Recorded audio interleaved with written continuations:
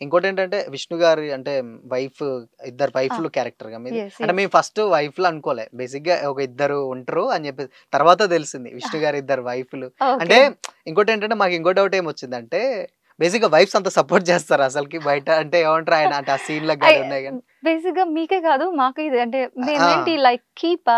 వైఫా? ఏంటో మాకు కూడా అదే సస్పెన్సేనండి. మాకదే అనిపిస్తుంది. వైఫ్ అది ప్రశాంత్ నీల్ సార్ ఏం చేశారు అంటే పబ్లిక్ వదిలేసారు మీరేదనుకుంటే అది. అంటే మేము ఏది ఇమాజిన్ చేసుకుంటే అది రైట్ అంతే అనుకోవచ్చా? కదా!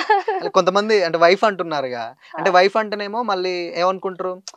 అనిపిస్తది అదేంటి వైఫ్‌లు ఇలా ఉండరు. అట్‌లీస్ట్ ఎక్కడనో కొంచెం వాళ్ళకుంటది గదా! చిన్నది. అదేంటి ఇలా చేస్తున్నాడని. బట్ అవును. కాపోతే మీరు దాంట్లో చూస్తే చాలా ఫుల్ సపోర్టివ్‌గా ఏమన్నా ఇంక నువ్వు ఇంకా చెయ్యి నేను ఇంకా ఉన్నా నీ ఎనక అన్న రేంజ్‌లో ఉందన్నమాట ఆ అవును. సీన్.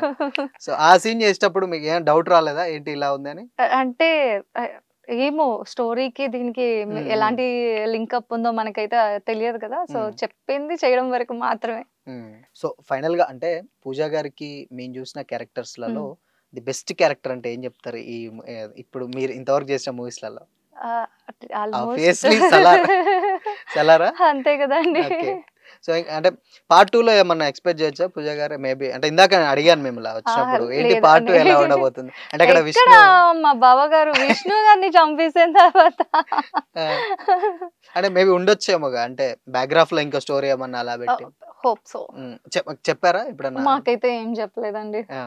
పార్ట్ 2లో ఇలా అంటే ఉంటుంది పూజ డేట్స్ ఎక్కడ ఏమన్నా? సార్ ఎవరు మన ప్రభాస్ సార్ చూసిన లుక్‌కే మేము పారిపోయి ఉంటాం. ఏ ఊరెళ్ళుంటామో కూడా తెలీదు.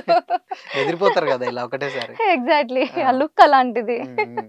అంటే ఆ గెటప్‌లో చూసినప్పుడు ఎలా అనిపించింది? అంటే బేసిక్‌గా బ్లాక్ మొత్తం ఆయన ఫేస్ గాని, లేకపోతే అక్కడున్న వాతావరణం బట్ మొత్తం బ్లాకే. నేనైతే సెట్‌లో ప్రభాస్ గారిని చూసినప్పుడు 'రాధేశ్యామ్' గాని, 'ఆదిపురుష్' గాని ఇవన్నీ ఒక పక్కన పెడితే ఆయన లుక్ నాకు చాలా చాలా కొత్తగా అనిపించింది. హ్మ్. హ్మ్. అంటే మళ్ళీ 'మిర్చి ఈస్ బ్యాక్' అని అవును. అవును. అనిపించింది నాకైతే. అవును.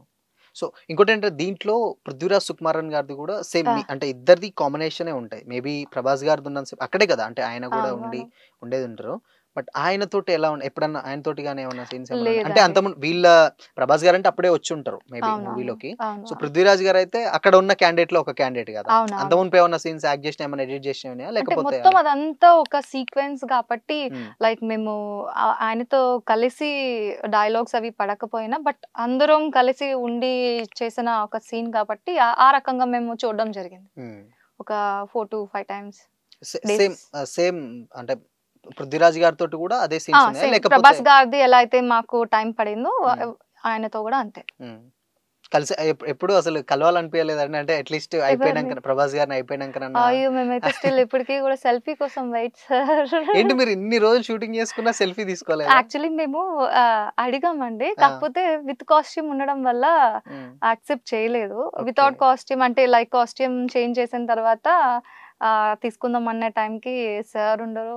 ఎందుకంటే బికాజ్ మా మేకప్ మీరు చూసారు కదా! అది హెవీ మేకప్. అవును. రిమూవ్ చేయడానికి ఒక 15-20 మినిట్స్ పట్టేది. హ్మ్. సో